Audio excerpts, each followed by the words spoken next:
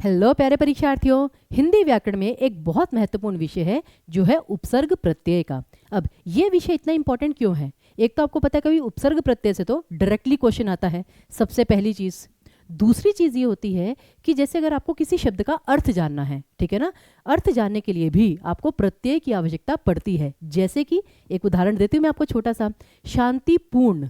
शांतिपूर्ण आपका एक विशेषण शब्द है, यानी कि शांति से परिपूर्ण, जो कि बहुत ही शांत है बेसिकली।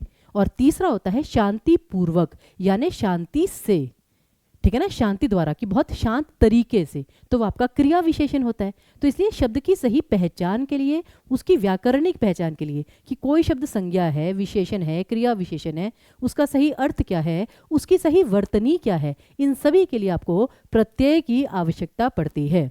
प्रत्यय क्या होता है? किसी भी शब्द के जो पीछे लगता है, जैसे कि सुंदरता, तो सुंदर जमा ता, ता आपका प्रत्यय। खैर, कृत प्रत्यय, तद्धित प्रत्यय तो एक अलग बात है, परंतु प्रत्यय का शब्द पर प्रभाव क्या पड़ता है वो आज हम आपको छोटे से वीडियो में बताने जा रहे हैं। तो एक बार जल्दी से लाइक और शेयर कर दीजिए फ्रेंड्स, ये आपके लिए बहुत महत्वपूर्ण है। ओके, अब यहां पर हम दो प्रभावों की बात करेंगे। पहला प्रभाव क्या है? शब्द की वर्तनी। वर्तनी अर्थात होता है स्पेलिंग्स, कि प्रत्यय से शब्द की वर्तनी पे क्या प्रभाव पड़ता है। और दूसरा, शब्द की व्याकरणिक पहचान। जैसे कि मैंने अभी आपको बताया कि एक संज्ञा शब्द विशेषण में परिवर्तित हो जाता है प्रत्यय लगाकर, एक संज्ञा शब्द क्रिया विशेषण में परिवर्तित हो जाता है प्रत्यय लगाकर। तो इसी प्रकार से हमें देखना है कि जैसे एक सर्वनाम शब्द क्रिया में परिवर्तित हो जाता है केवल प्रत्यय लगाकर। तो वही चीजें आज हम करेंगे, ये दो चीजें बस छोटी छोटी सी हैं। तो सबसे पहले आ जाइए शब्द की वर्तनी पर। अब ऐसा क्यों है कि वर्तनी पे असर डालता है आपका प्रत्यय? जैसे कि आपको एक छोटा सा उदाहरण देते हैं।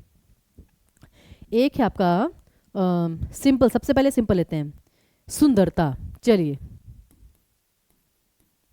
सुंदरता कैसे बना है? सुंदर जमाता। अब यहां पर तो ऐसा कोई फर्क नहीं पड़ा, ठीक है ना, ये एज इट इज रहा। लेकिन अब जैसे मैं कहती हूं कपि, कपि मतलब क्या होता है? बंदर। और यहां मैंने लगाया ईश प्रत्यय। अब इसको जब जोड़ेंगे तो प की मात्रा बड़ी हो जाएगी, कपीश। अब ये कैसे हुआ कि छोटी मात्रा बड़ी मात्रा में परिवर्तित हो गई? ये था आपका संधि का नियम, दीर्घ स्वर संधि। याद है ना, दीर्घ स्वर संधि, ई मिलकर बड़ी ई बन जाते हैं, तो प्रत्यय से शब्द की वर्तनी परिवर्तित हो जाती है। उसी प्रकार अब ये तो सिंपल सी बात थी, ठीक है ना, एक बार को इसे छोड़ दीजिए। अब जो आती है सबसे बड़ी समस्या, मुझसे एक्चुअली एक स्टूडेंट ने क्वेरी पूछी थी, तब मैंने सोचा कि ये मैं आपको विस्तार से जरूर बताऊंगी। शब्द है समाज। अब समाज में जब हम इक प्रत्यय जोड़ते हैं तो क्या बन जाता है? समाज का सामाजिक। अब सोचने वाली बात यह है कि म के साथ आ का स्वर था, वो अभी भी है, ज के साथ छोटी की मात्रा जुड़कर जी बन गया, परंतु ये स का सा कैसे हुआ? ये है सबसे बड़ी गुत्थी। उसी प्रकार जैसे आपके घर आता है दैनिक समाचार पत्र, तो दिन, दिन जमा इक, क्या बना? दैनिक। अब यहां पर न के साथ ई की मात्रा लगने से नी तो बन गया, लेकिन ई का ए कैसे बना? ये है सबसे बड़ा सवाल। तो फ्रेंड्स, इसमें प्रत्यय का एक नियम होता है जो कि हर जगह नहीं लेकिन बहुत सारी जगह पर अप्लाई होता है। ध्यान से देखिए वो नियम क्या है, और ये मैं आपको बता रही हूं, एग्जाम में ये गेम चेंजर हो सकता है फ्रेंड्स, बहुत इंपॉर्टेंट है, ध्यान से देखिएगा। आपको क्या देखना है, जो भी शब्द दिया गया है जिसके साथ प्रत्यय जुड़ रहा है उसमें पहले वर्ण का स्वर क्या है। शब्द के पहले वर्ण का स्वर,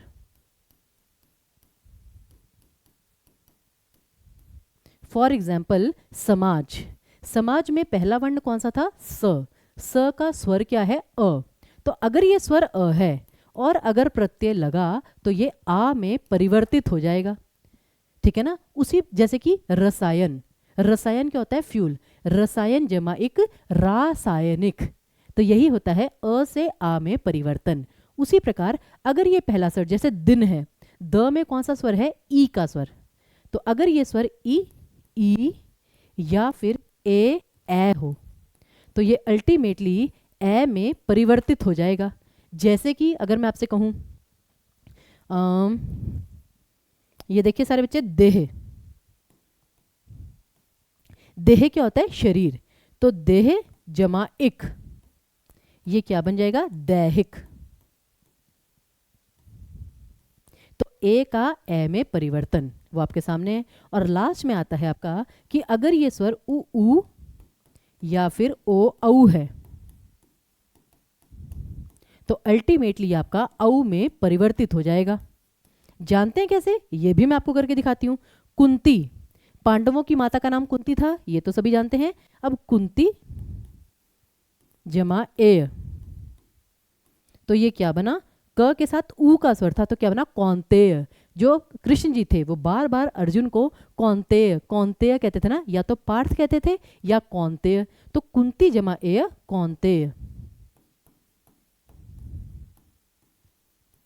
उसी प्रकार उद्योग, उद्योग जमा एक औद्योगिक।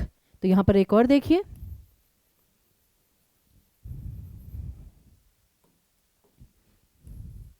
उद्योग जमा एक। अब यहां पर भी पहला स्वर क्या था? उ, तो ये क्या बन गया? औद्योगिक।